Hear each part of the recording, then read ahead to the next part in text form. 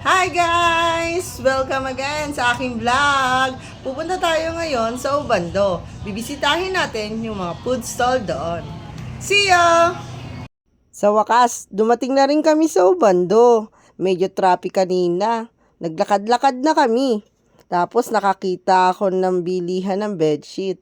Siyempre, pili-pili, tingin-tingin, chinecheck mo ng maigi. Tapos lakad-lakad ulit. Marami kayong mabibili dito tulad ng mga damit, pabango, cellphone casing, kasoy, suman, kalamay. Tapos nakita na namin yung pasar. Tara! Hala guys, ang daming tao. Hindi ako makasingit. Ang daming pagpipilian dito. Sobrang daming pagkain. Sa dami ng food. Meron lang yung nabili. Yan, tinuloy ko ulit yung paglalakad. Inikot namin yung buong basar. Kaya ang ginawa ko, tingin dito, tingin doon, order dito, order doon. Ay, nakakagutom talaga.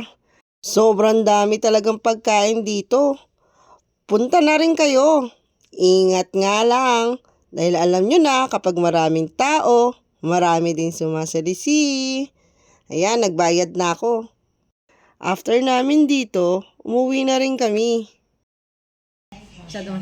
Hi guys, nakauwi na tayo. So, tingnan natin kung ano yung mga nabili ko. Una, eto. Ano bang tawag dito? Potato roll ata to. With flavor ng barbecue. So, nabili ko siya ng 50 pesos. Good siya. Masarap siya. So, bagong luto kasi nabili namin. So, tikman natin.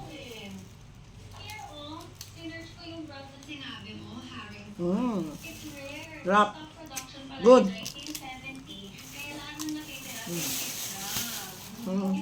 Bumili din ako ng California.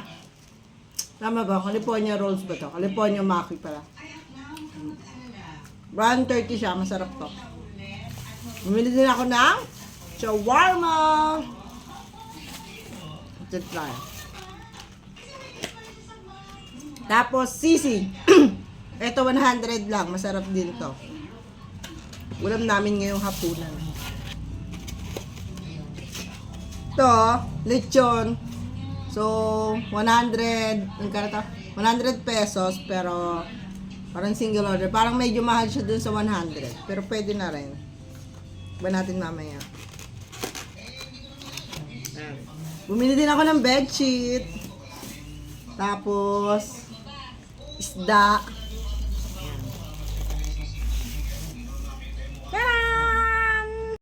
Dahil ginabi na rin ako, kumain na rin ako. Kain po.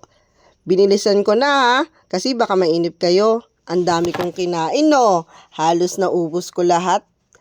Tinabi ko muna yung shawarma. Kasi pang midnight na ko yon. So yun lang. Bye! See you again! Love you!